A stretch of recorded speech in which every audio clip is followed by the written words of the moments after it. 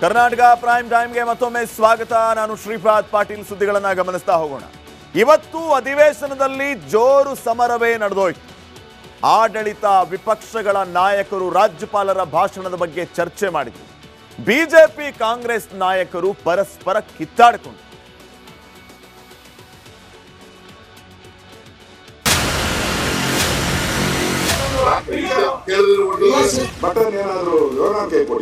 ರಾಜ್ಯಪಾಲರು ಕನ್ನಡ ನಾಡಿನ ಜನರ ಕ್ಷಮೆ ಕೋರಲಿ.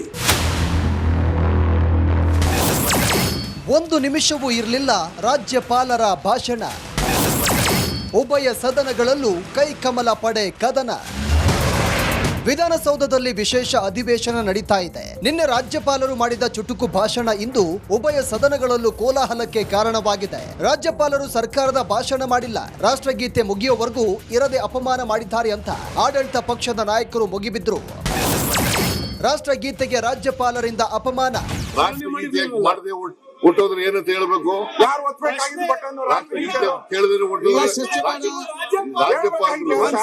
ಕಸ್ಟೋಡಿಯನ್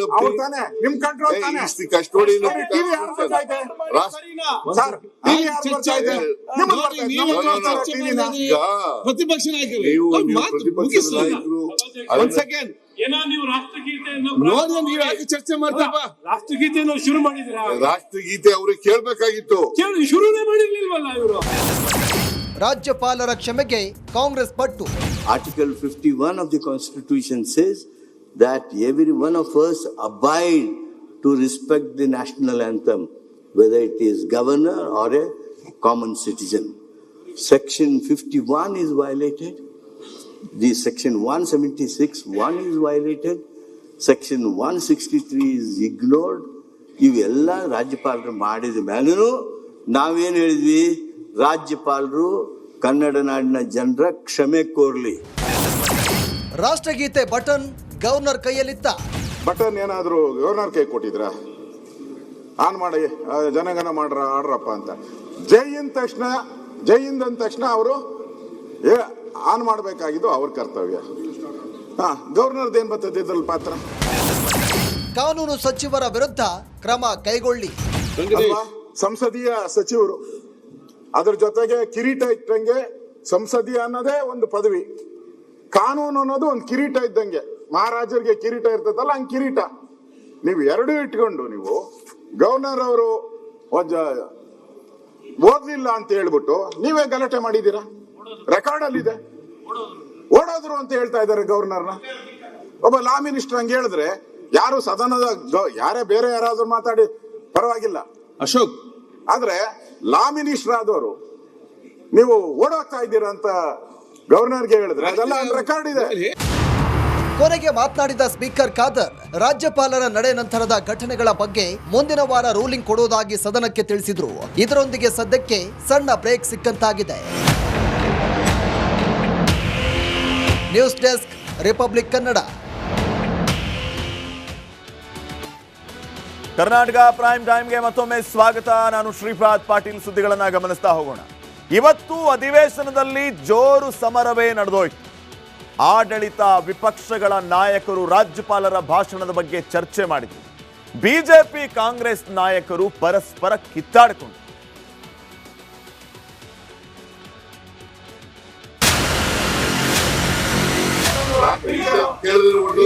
ಬಟನ್ ಏನಾದ್ರು ಗವರ್ನರ್ ಕೈ ಕೊಟ್ಟಿದ್ರ? ರಾಜ್ಯಪಾಲರು ಕನ್ನಡ ನಾಡಿನ ಜನರ ಕ್ಷಮೆ ಕೋರಲಿ. ಒಂದು ನಿಮಿಷವೂ ಇರಲಿಲ್ಲ ರಾಜ್ಯಪಾಲರ ಭಾಷಣ. ಉಭಯ ಸದನಗಳಲ್ಲೂ ಕೈಕಮಲ ಪಡೆ ಕದನ. ವಿಧಾನಸೌಧದಲ್ಲಿ ವಿಶೇಷ ಅಧಿವೇಶನ ನಡೀತಾ ಇದೆ. ನಿನ್ನೆ ರಾಜ್ಯಪಾಲರು ಮಾಡಿದ ಚುಟುಕು ಭಾಷಣ ಇಂದು ಉಭಯ ಸದನಗಳಲ್ಲೂ ಕೋಲಾಹಲಕ್ಕೆ ಕಾರಣವಾಗಿದೆ. ರಾಜ್ಯಪಾಲರು ಸರ್ಕಾರದ ಭಾಷಣ ಮಾಡಿಲ್ಲ, ರಾಷ್ಟ್ರಗೀತೆ ಮುಗಿಯುವವರೆಗೂ ಇರದೆ ಅಪಮಾನ ಮಾಡಿದ್ದಾರೆ ಅಂತ ಆಡಳಿತ ಪಕ್ಷದ ನಾಯಕರು ಮುಗಿಬಿದ್ರು.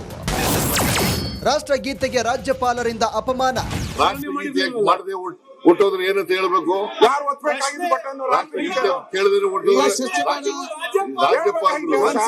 ಕಸ್ಟೋಡಿಯನ್